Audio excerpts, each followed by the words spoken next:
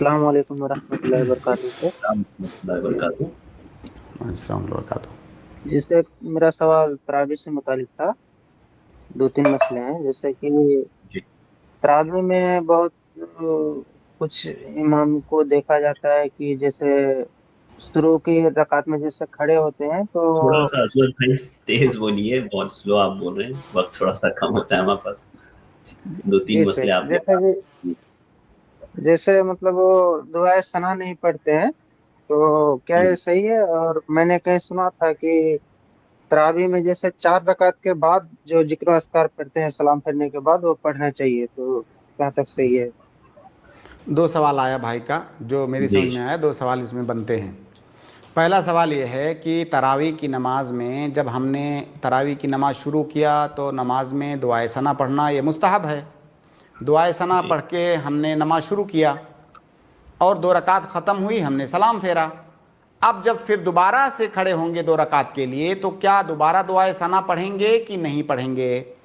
گرچہ یہ اختلافی مسئلہ ہے لیکن صحیح بات یہ ہے کہ دوبارہ سے دعائے ثنا پڑھیں گے۔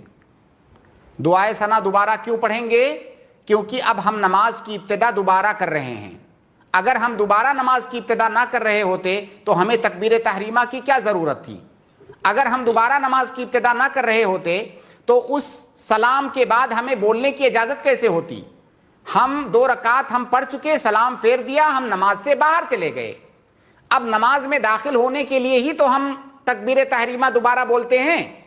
جب ہم نماز تکبیر تحریمہ بول کے دوبارہ نماز میں داخل ہو رہے ہیں تو ہم گویا کہ نماز دوبارہ شروع کر رہے ہیں، اور دعائے استفتاح یا دعائے ثنا یہ نماز شروع کرنے کے لیے ہے۔ تو صحیح بات یہ ہے کہ دوبارہ دعائے ثنا پڑھنا یہ سنت ہے۔ دوسرا سوال کیا ان کا تھا شیخ؟ معاف کیجیے گا۔ تراویح کے بعد 4 رکعت کے بعد جو ہے فرض ہاں، نماز 4 رکعت کے بعد کچھ ذکر و اذکار، 4 رکعت کے بعد کوئی ذکر و اذکار ثابت نہیں ہے، کوئی ذکر و اذکار کہیں پر ثابت نہیں ہے 4 رکعت کے بعد۔ جی ٹھیک ہے زون مطلب بھائی، کیا 2 رکعت یا 4 رکعت میں بھی ایسا کوئی ذکر و اذکار نہیں ہے؟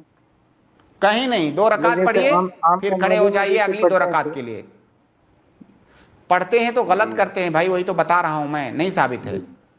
اگر کہیں ثابت ہو، کوئی دلیل ہو تو بتائیں تاکہ ہم بھی عمل کریں اس پہ۔ جی۔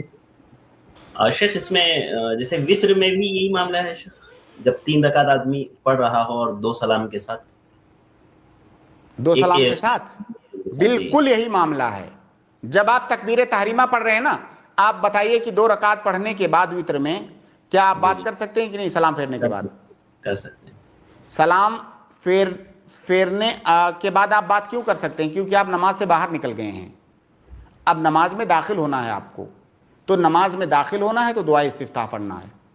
اور نیت شیخ مطلب ارادہ 3 کا رکھیں گے، 2 اور 1 کا شروع میں جی جی سٹارٹنگ میں جیسے 3 بھائی وطر پڑھنا ہے نا۔ پہلے آپ نے 2 کی نیت کیا، جب آپ 2 کے بعد کھڑے ہوتے ہیں تو کیا دل میں ہوتا ہے آپ کے کہ میں کس لیے نہیں کھڑا جیسے ہو رہا ہوں؟ سٹارٹنگ میں 2 ہی سے پہلے شیخ، سٹارٹنگ میں ابھی 3 پوری پڑھنا ہے مجھے، ہاں، تو آپ جب شروع کرتے ہیں تراویح وہ وطر کی نماز شروع کرتے ہیں تو بتائیے، ہر کوئی بھی آدمی یہ بتائے کہ جب وہ شروع کرتا ہے تو اس کے دل میں کیا ہوتا ہے؟